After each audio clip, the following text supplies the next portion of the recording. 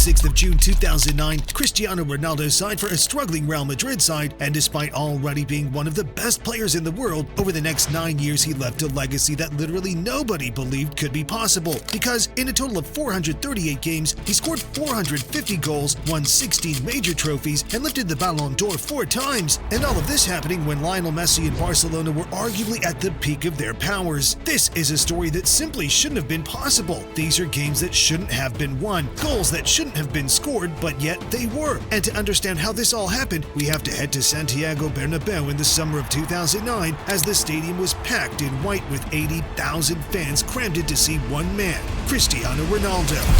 And then Ronaldo! Moves inside Ronaldo! Absolutely brilliant. His unveiling ceremony was attended by more fans than any other unveiling in football history, as Ronaldo stood in front of the fans and said, "I have made my childhood dream a reality." But at this time, he was not CR7, but instead started his Real Madrid career wearing the number 9 jersey. His £80 million fee was a world record, and his wages over the 6-year contract would total more than £100 million on top of that. And at this time, Real Madrid needed to spend huge money, as they were up against one of the greatest teams ever assembled, Pep Guardiola's Barcelona. That Barcelona team with Xavi and Andres Iniesta in midfield were dominating world football and had finished 9 points ahead of Real Madrid the previous season, and of course they had Lionel Messi up front, who was about to win his first Ballon d'Or, matching Ronaldo's 1 Ballon d'Or from his time at United. So Real Madrid had a huge task ahead of them when Ronaldo joined the club, and a rivalry that would span the next decade was about to be born. Now, Cristiano Ronaldo got off to a strong start at Real Madrid, scoring on his debut against Deportivo La Coruña, and then scoring 5 goals in his first 4 games, making him the first Real Madrid player to score in their first 4 La Liga matches, and he also scored 2 goals in both of his first 2 Champions League games for Madrid. But then, while on international duty, he suffered an ankle injury that would keep him out for the next 6 La Liga matches, and Real would lose one of those and draw another before Ronaldo would return for his first El Clasico ever. But he could only manage 65 minutes of the game, as Madrid would lose 1-0. As the season progressed, Ronaldo struggled to find his form over the winter, scoring just twice in December and twice in January in La Liga, and even getting sent off against Malaga, until finally Ronaldo would hit top form in February, scoring or getting an assist in all but 3 games in the rest of that La Liga season. But one of those blanks again came against Barcelona, who did the double over Madrid, and that second loss to Barcelona would prove costly, as Real Madrid would finish the season on 96 points, just 3 points behind their rivals from Catalunya. And there was little luck for Madrid in cup competitions either, as they would lose in the last 16 of the Champions League against Lyon and have a surprise exit in the Copa del Rey, losing 4-0 against lowly Alcorcon. In this injury-plagued season, Ronaldo wasn't even Real Madrid's top scorer in La Liga, scoring 26 goals, 1 fewer than Gonzalo Higuain, and Ronaldo's total in all competitions was 33, far behind Messi's 47 for the campaign. As it stood, Ronaldo was performing well, but far below his expectations for himself. But if one thing is for sure, during his time in Real Madrid, he would age like fine wine, because he arguably just got better year after year, with 2 main eras being clear in Real Madrid. The first being the takedown of this Guardiola side, and the second being the three-peat team, where he cemented himself as one of the greatest of all time. But for now, things would go from bad to worse, because that summer saw more misery in the World Cup, as Ronaldo would score just 1 goal against North Korea. Portugal would be eliminated by Spain in the round of 16, but that same summer, Spanish legend Raul would leave Real Madrid, leaving his shirt number vacant, meaning Ronaldo could finally pick the number 7 jersey, and CR7 was born again.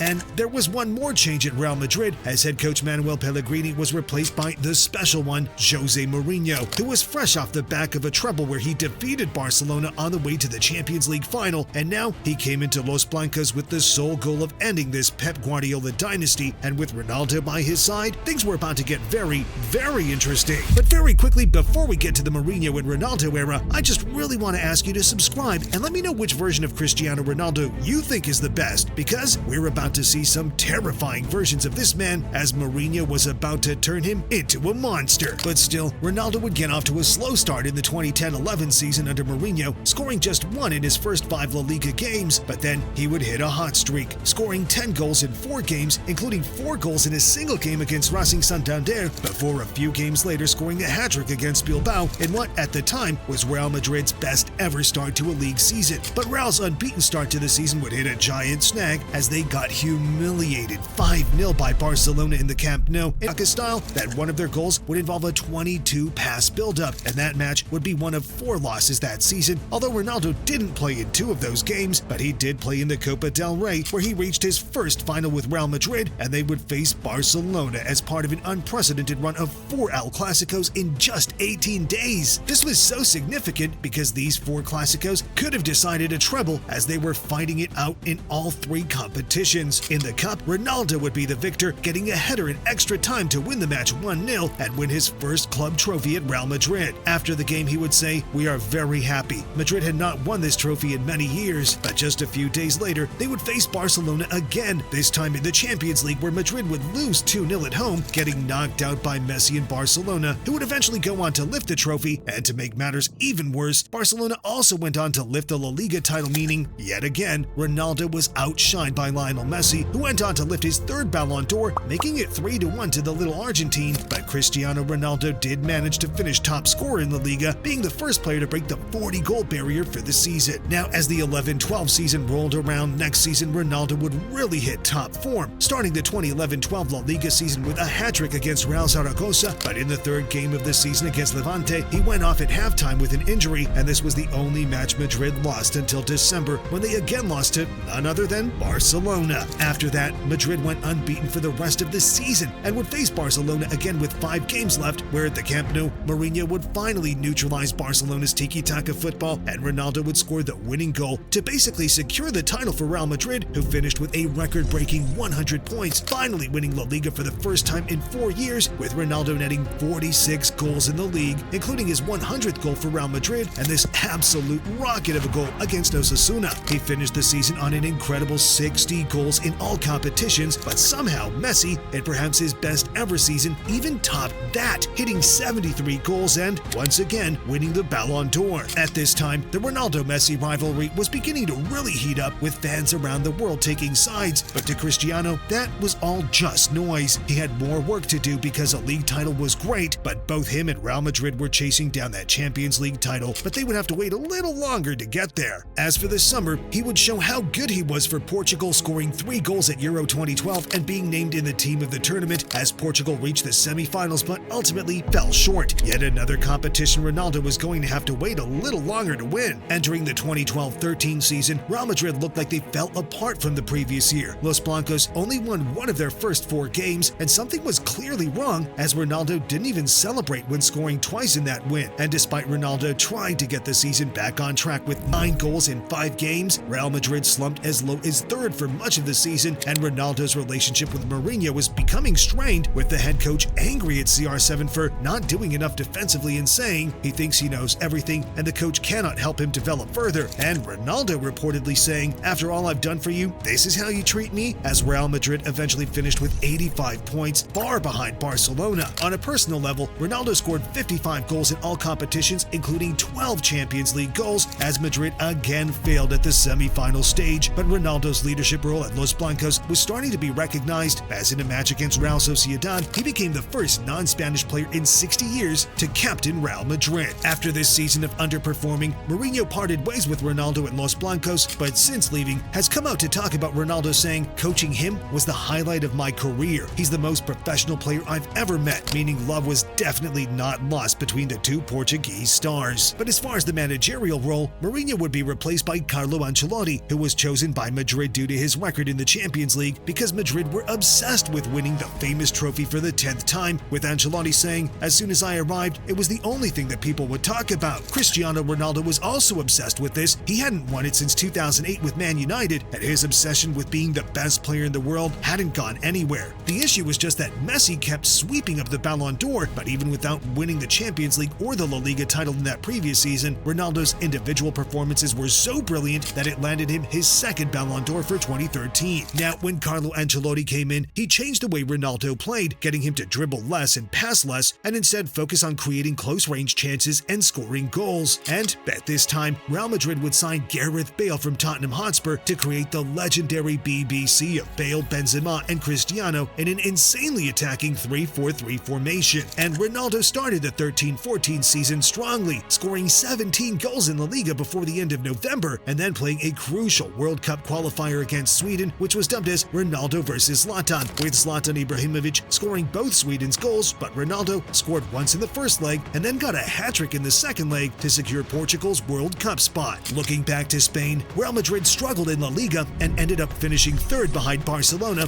and surprise champions Atletico Madrid, but Real would beat both those sides on the way to once again winning the Copa del Rey, and that season Ronaldo would show up big time in the Champions League, scoring 9 in the group stage, including a hat-trick against Galatasaray and 4 against Schalke in the last 16. He'd score again against Dortmund, then get 2 goals in a 4-0 thrashing of Bayern Munich to set up a final against local rivals Atletico Madrid, the first time a Champions League final has been played between 2 teams in the same city, but it looked like a game too far for Real, who were losing 1-0 until the last minute of the match when Sergio Ramos scored to force extra time, where Real Madrid would score 3 more goals, with Ronaldo getting the final goal to seal the victory, finally giving Real Madrid La Decima, their much-desired 10th European Cup in their history, and making Ronaldo the first player to score in 2 finals for 2 different winning teams. And that season, he would finally smash Messi's goal total, with 51 goals to Messi's 41, giving him the European Golden Boot, and Ronaldo just carried that form into the next season with one of the hottest goal-scoring streaks of his career, at one point scoring 13 goals in just 5 games and 25 La Liga goals by the end of December. At his incredible form, won him his 3rd Balon d'Or and took Real Madrid to the top of La Liga after 25 games, but then losses to Bilbao and Barcelona saw them drop to 2nd, but Ronaldo responded to that Barcelona defeat the only way he knows how, scoring 5 goals in a single game against Granada and scoring 3 hat-tricks in the final 4 games of the season to try and push Real Madrid over the line. But his 61 goals that season, including a crazy 48 in La Liga, weren't enough, as Real finished just 2 points behind Barcelona. After also falling short in the Champions League, Florentino Perez decided to call it quits on the Ancelotti project, especially after seeing the rise of MSN and Barcelona back on top of European football. Real Madrid tried their luck with Rafa Benitez in the 15-16 season, and they didn't have much of it, as they were disqualified from the Copa del Rey for unknowingly fielding an ineligible player, meaning Ronaldo couldn't add to his goal tally in that tournament, and Ronaldo had a bit of a slow start under Benitez, and despite once again scoring 5 goals in 1 game, this time against Espanyol, which actually made him Real's all-time top scorer, he hit 9 blanks in other matches, and even said he wanted to work with Ancelotti again. But by the end of December, Real had slumped to 3rd in the league, and Benitez was sacked after he failed to beat a Valencia team led by the one and only Gary Neville. There were reports that Ronaldo was to blame for Benitez's sacking, but Benitez later said there were no problems with Ronaldo. Now, Real Madrid had a decision to make. The league looked like it might be out of reach, but there was still the Champions League to win, and their new manager had to come and hit the ground running. They decided to take a gamble on an unproven manager, but a legend of the club in Zinedine Zidane. And with Ronaldo about to enter the form of his life, Real Madrid were about to enter the greatest era in modern-day football.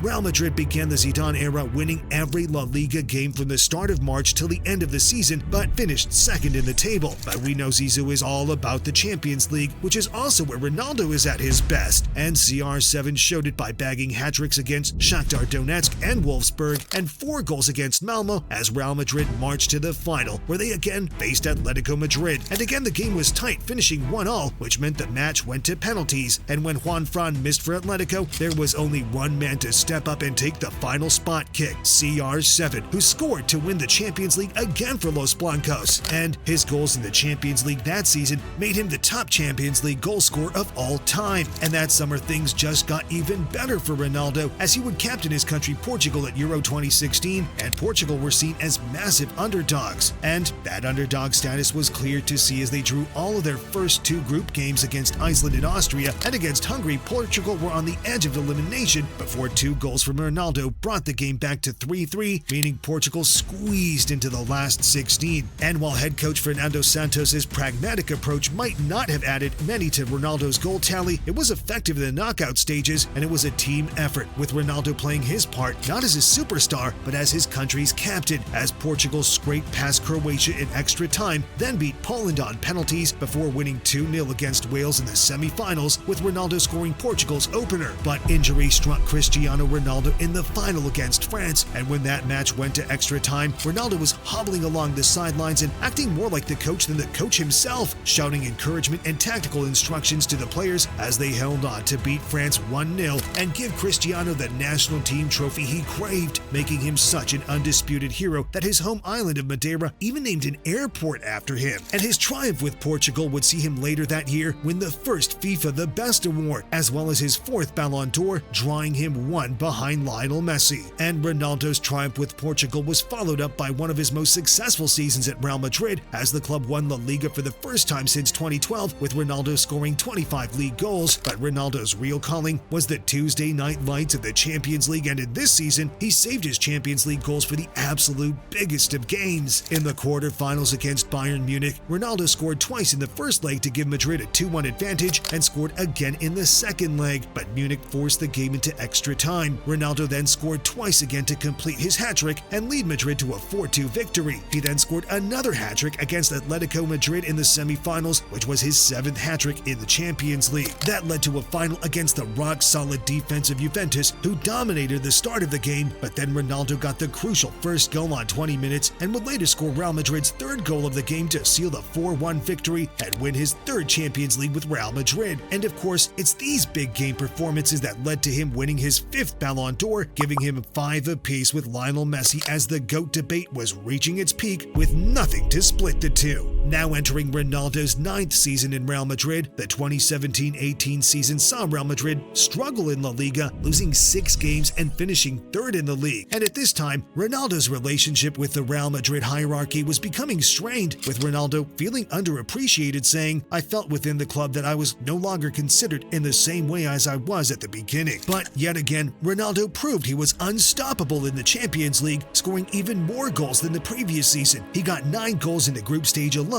before getting 3 more in the last 16 against PSG and 3 goals in the quarterfinals against Juventus, including this spectacular bicycle kick. Madrid then beat Bayern in the semis and Liverpool in the final to give Ronaldo his 4th Champions League with Real Madrid and his 5th of his career, which at this point in time meant he was the only player in history with 5 Champions League winners' medals. But despite his huge trophy haul, Ronaldo didn't feel like Real Madrid, and especially club president Florentino Perez, appreciated him in the same way that Barcelona appreciated Messi or PSG appreciated Neymar, and he didn't receive enough support from the club over a tax dispute with the Spanish government that had caused him a lot of stress. He even told his agent that he regretted not leaving the previous summer, so Real Madrid said if a club offers 100 million euros, then he could leave. And while other huge clubs were interested, Juventus were the ones to make that offer, and Ronaldo was seduced by the idea of living in Italy and making history there, saying, "Juve have reached 2 finals. With me, they can win the Champions League." And with Zinedine Zidane also leaving, Ronaldo thought this was one of the little details that confirmed to me what I'd been thinking about the situation at the club. Ronaldo also wanted to leave Madrid on a high, near the peak of his abilities, so that he would be remembered as a legend. So, just like that, his 9 years in Real Madrid came to an end.